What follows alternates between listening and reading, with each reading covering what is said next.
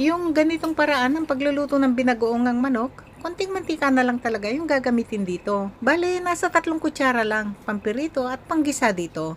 Unang gagawin, ipirito muna yung mga talong. Buksan ang apoy sa pinakamalakas na setting nito. At agad nang isunod na ilagay ang 3 kutsara ng mantika. Gagamit ako dito ng kalahating kilo ng talong.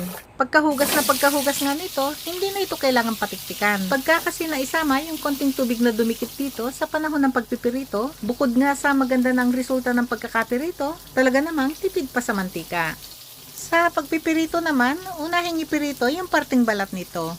Ngayon, pwede na itong takpan. Lutuin ng 1 minuto lang.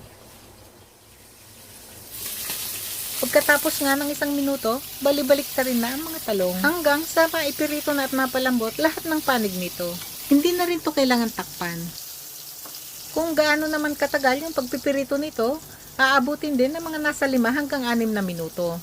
Para nga pala makuha yung ganyang kaganda ng pagkakapirito nito at hindi magmukhang lusa, dapat talaga ang gamit dito yung malakas na setting ng apoy. Yan, luto na to. Pwede nang hanguin saka na itabi. Sunod nang gawin dito, pagmamantikain naman yung balat ng manok. 1 kilo ng chicken wings lahat to.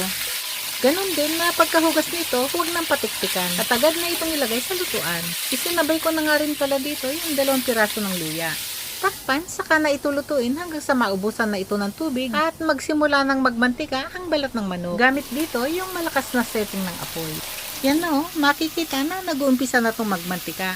Mahalaga na pagkahugas ng manok, hindi na to kailangang patiktikan para mas maganda ang pagmamantika nito. At kasarapan lang din ang pagkakapalambot ng manok. Patuloy lang tong halu-haluin. Lutuin hanggang sa tuluyan na ito magmantika o kaya naman ay hanggang sa ganito ng itsura nito. 1 buong ulo ng bawang lahat to. Gisa-gisahin lang hanggang sa mapalabas na yung amoy nito. Yan, mabango na yung bawang. Ilagay ng 1 tasa ng sibuyas. Patuloy lang itong lutuin. Halu-haluin hanggang sa maamoy na rin ang bango nito. Lagyan na ng 2 kutsara ng siling labuyo. Sa dami nito, maanghang talaga. Kaya naman, bahala na lang kayo mag-adjust. Ito namang berdeng sili, 1 tasa lahat to. Mahigit sa kalahati nito yung ilalagay ko dito. At itong matitira para mamaya naman to. Patuloy lang sa pagigisa. Lutuin hanggang sa maamoy na ang bango ng mga sili. Nakaboteng bagoong na alamang lang yung available dito sa amin. Bago ilagay, tikman muna kung gaano to kaalat. Luto na nga pala at timplado na itong mga nabibili naming bagoong na alamang dito sa amin. Kaya naman, hindi talaga ito masyadong maalat. Magdadagdag pa ako dito ng alamang. Pero huhugasan ko na to. Itapat lang sa running water. Halu-haluin ng kutsara at patiktikan sa strainer. Saka na agad ilagay sa lutuan. Halu-haluin at lutuin ito ng 1 minuto. Ngayon, ilagay na yung 1 tasa ng kamatis. Halu-haluin lang saglit, takpan, saka pa ito lutuin ng 5 minuto. O kaya naman ay hanggang sa mapalambot na ang mga kamatis. Gamit dito yung pinakamahinang setting ng apoy. Matapos ang 5 minuto, yan na napalambot ng mga kamatis.